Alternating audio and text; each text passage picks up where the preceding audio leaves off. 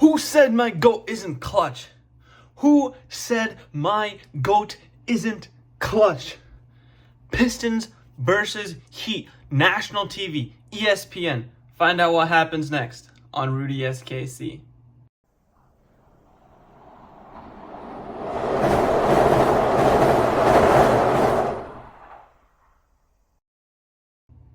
Yo, what's going on, guys? It's your guy Rudy SKC, and welcome back to a banger video for today. The Detroit Pistons go out and beat the Miami Heat in South Beach in Miami 116-113 today on a CADE Cunningham game winner. I know I'm looking a little eccentric right now. I'm going a little bit crazy. My heartbeat's still beating extremely fast, probably abnormally fast, but the Pistons, just what a win, man. I don't even know where to start. I haven't even been able to start collecting the thoughts in my head yet. Just got out the camera and click record. Where to start? We got to start with the star of the day, man. CADE Cunningham. Okay, let's look at the stat line. 25 points, 11 assists, 12 rebounds, triple-double, his 9th triple-double of the year. Game winner on national television in front of Miami, in Miami. What a game from CADE. And this is exactly the moment that we've been looking for CADE. This is that capstone moment that catapults, an all-star from being an all-star to being a guy where you could say, whenever you bring his name up, that's the clip I throw on, right?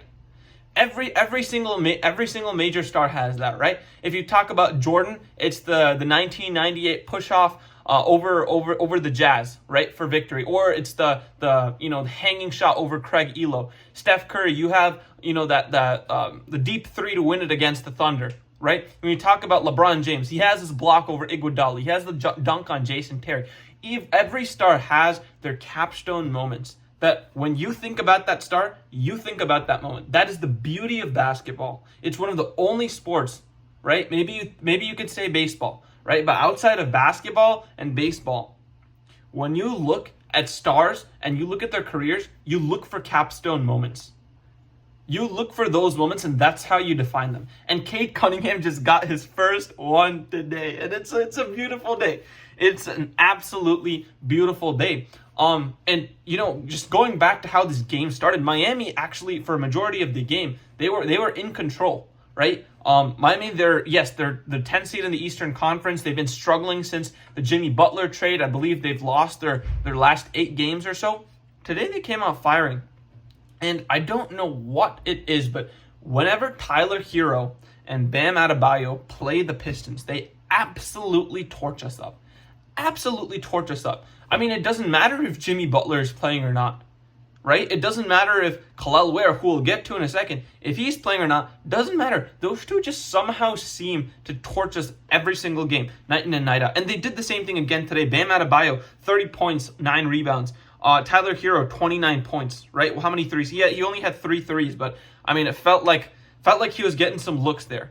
So those two somehow always seem to go off on us. But the Pistons, they came out today and they were able to get a victory just because of sheer execution down the stretch in the fourth quarter, right? That's literally what it came down to. And if you're good at doing that, you win games in the NBA, right? Out of maybe basketball and football, if you're good at executing down the stretch, you were gonna win a ton of games, right? And you saw what happened with the Chiefs this year. Didn't play great football all year. They made it to the Super Bowl by just executing better than the other team down the stretch. That's what the Pistons did today against the Heat. One thing I will say is this game did not play out like how we expected to, right? Since January 1st, the start of the new year, the Pistons are the #1 team in the NBA in defense. And Miami's pretty good too. We know what Spo preaches. We know Heat culture. It starts on that side of the court. So, Miami, they're top 12 defense in the NBA. So you expected it to be kind of this grind out game. And it kind of started, from that sense, at least the first couple minutes of the game. And then as soon as CADE Cunningham went out of the game on a substitution, Miami goes on a run. And that's actually something I want to see improvement on going forward. Is I feel like that stretch when CADE's out of the game to end the first quarter, that's something that we seem to struggle with. I feel like Dennis Schroeder doesn't get going until the second quarter hits. And a lot of times, I mean, I just don't. It's a very minor thing. But that's just something for the Pistons to say, hey, for JB Bickerstaff, it's, hey, can I try any other lineup combinations? Maybe I'm bringing Fontecchio too early out, or maybe I'm giving Fontecchio too many minutes. Wink, wink. I don't care how well he played against the Pelicans. Fontecchio's Fontecchio. I don't think that's going to change much this year. But regardless, there's a couple of key factors that I want to highlight early in the game. One of the biggest reasons that Miami got out in front, Jalen Duren and Isaiah Stewart got in foul trouble early in the first quarter. Jalen Duren got 2 fouls, got subbed out within the first 4 or 5 minutes in the game. Isaiah Stewart gets in the game. He gets a quick foul call, right? He almost had another one that the Pistons had to challenge, and eventually it turned out that, yes, the foul wasn't on Stewart, but I believe it was on Asar, so they ended up not being able to retain their challenge, which hurt them in some points in the game, honestly. I thought there were some fishy calls. It was really funny to see in this game JB Bickerstaff jumping when Tyler Hero was carried the ball, and JB's screaming in the refs' ears, he carried, and then the refs eventually calls a carry on Tyler Hero. I thought it was hilarious to happen in the game because you could see how visibly emoted JB Bickerstaff was, so that was huge. But I think that getting Jalen Duren, Isaiah Stewart in foul trouble was huge, and then Kel'el Ware today, in my opinion, was a handful for the Pistons deal. He had 14 points, he had 12 rebounds. But it wasn't just that, man. I mean, the way he was clearing out the paint for the Heat, it was unbelievable, right? Even on the defensive side of the ball, CADE Cunningham started this game 1 for 7 or 1 for 8. And a large part of that was due to the defense Kel'el Ware was playing in the paint. And that's actually something I'm curious to see. How does CADE Cunningham fare when he goes up against some of the top shot blockers in the NBA, right? I mean, you don't have to go up against Rudy Gobert, hopefully, this year, right? Unless the Timberwolves do something miraculous. But that's a guy who's an elite shot blocker at the rim. So how does CADE Cunningham do when he goes up against those guys? Because there's some, Cleveland's waiting.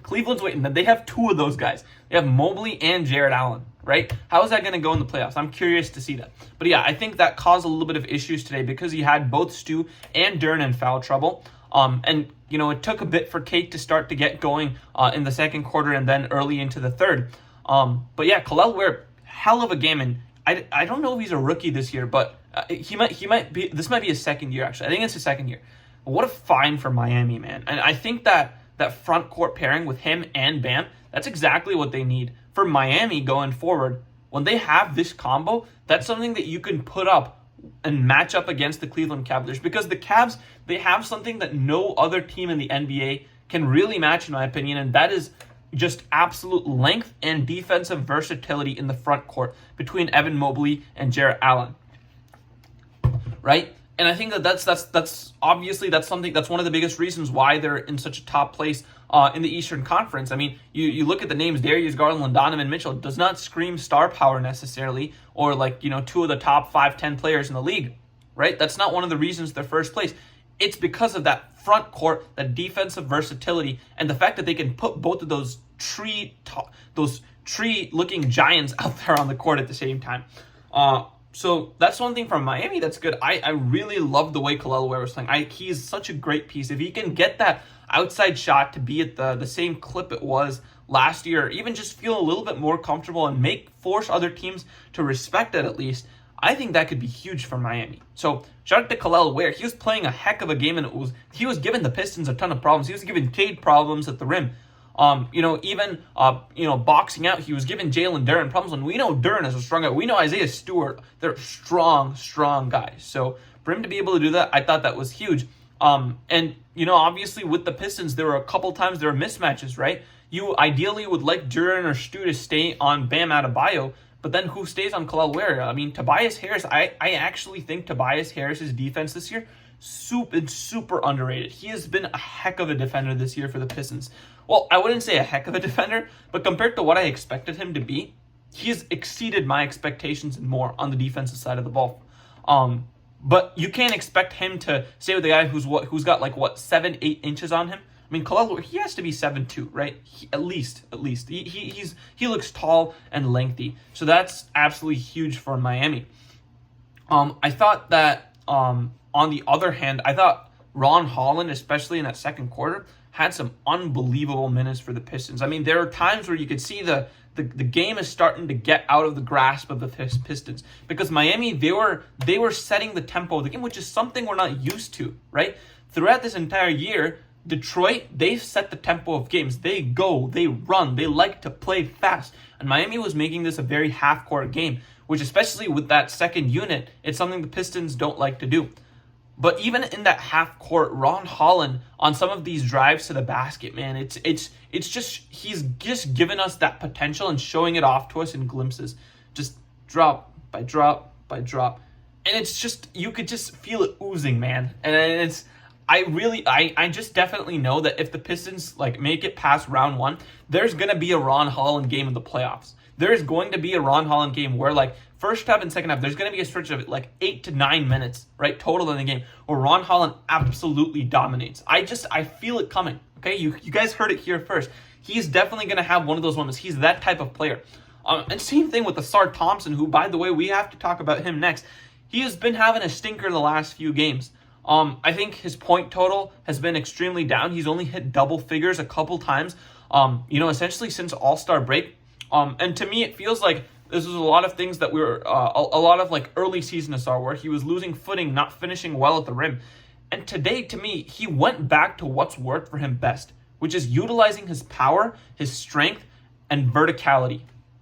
I don't know if verticality is a word, but using those three things together, I think he did a much better job today than utilizing necessarily, being crafty, right? I don't think that's necessarily Ausar's game, or at least that he has that right now.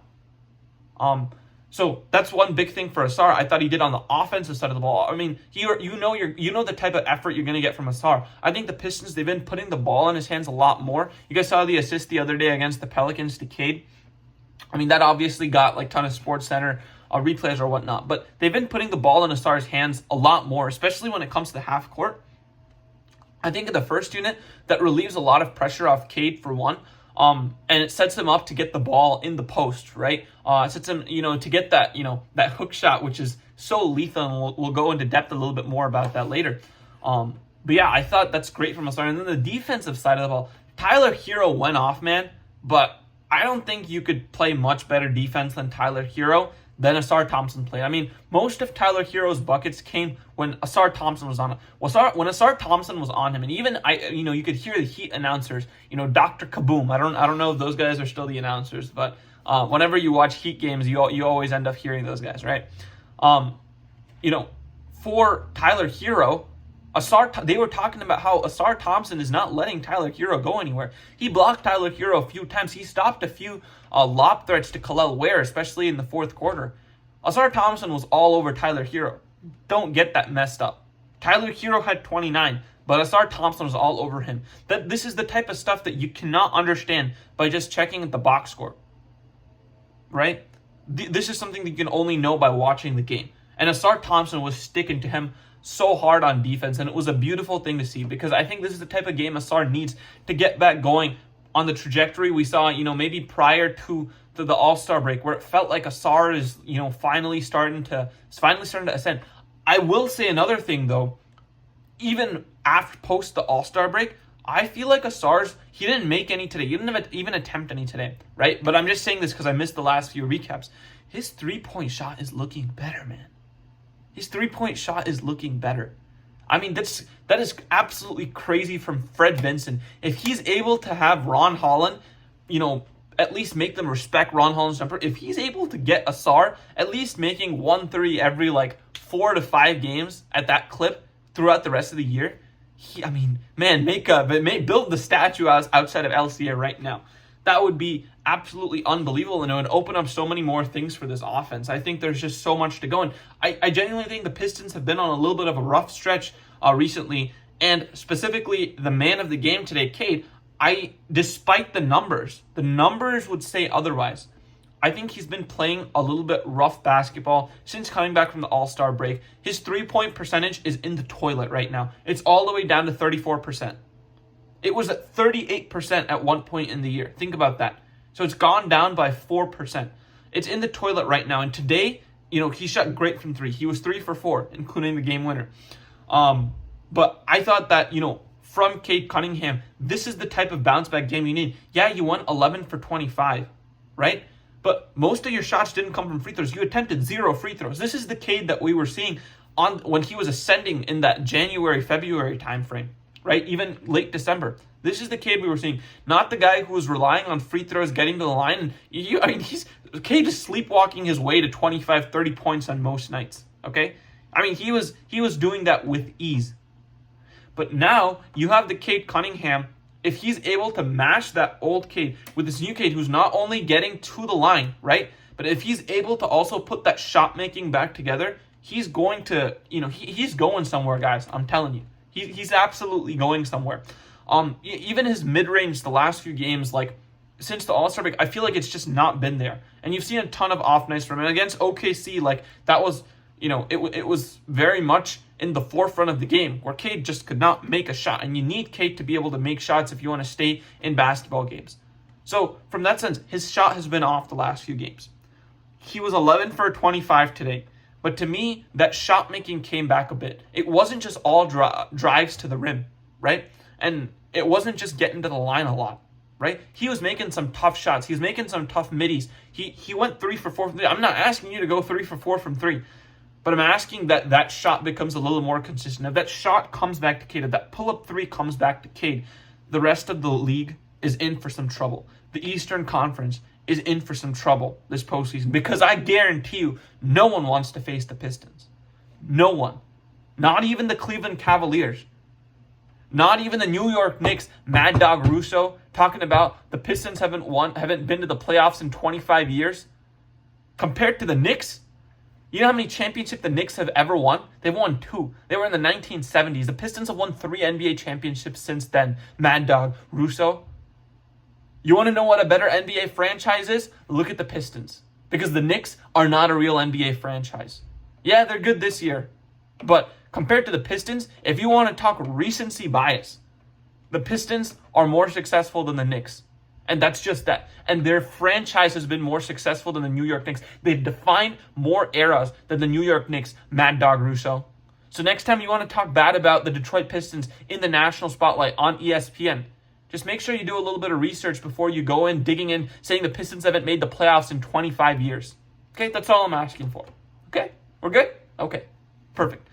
So yeah, getting back to CADE, I feel like he had a rough few games. I hope this game gets him going, man. Anytime a player has a game winner, instant confidence boost. And we saw it last time CADE had a game winner against the Hawks, right? It wasn't at the buzzer. So it's not like, he had the block at the buzzer, right? But it's not going to be one of those like Sports Center CADE game winner kind of stuff like that, right? So it's not going to get that many clicks. This is going to get a ton of clicks. I hope this really boosts CADE's confidence and puts a little bit more trust back in his 3-point shot. And outside of that, I genuinely feel like his 3-point shot has been off and his turnovers have been off the chart since All-Star break. If he's able to loosen the turnover, like today, I don't think you saw a single turnover in the fourth quarter, right? Turnovers early in the game, they're fine. But the turnovers in the fourth quarter have been what are killing the Pistons. They're not only like CADE today. Okay, to start the fourth quarter, he started like 1 for 5. He hit his first shot and then he was like 1 for 5. And I was like, oh man, this looks like another kind of, CADE game where he's going to blow it in the fourth quarter. And then he comes back, he hits a 3, or I think he got a layup. He hits a 3 and then he hits the game winner. And that is a sign of a champion. That is a sign of a guy who's going to be the face of the NBA because Anthony Edwards doesn't want to do it. What other American-born player is going to take over as face of the league if it's not AE, if it's not Ant-Man? It's CADE Cunningham. It's Motorcade. What do they call CADE on Twitter? I'm forgetting the Paradox. CADE, the Paradox, which is it's a funny nickname. That's the guy who's going to be the face of the league. And he plays for us. So be grateful, Pistons fans. This is the guy we have leading our franchise, and it's a wonderful thing to see. Okay, going down the chart, Stu got dunked on today, unfortunately.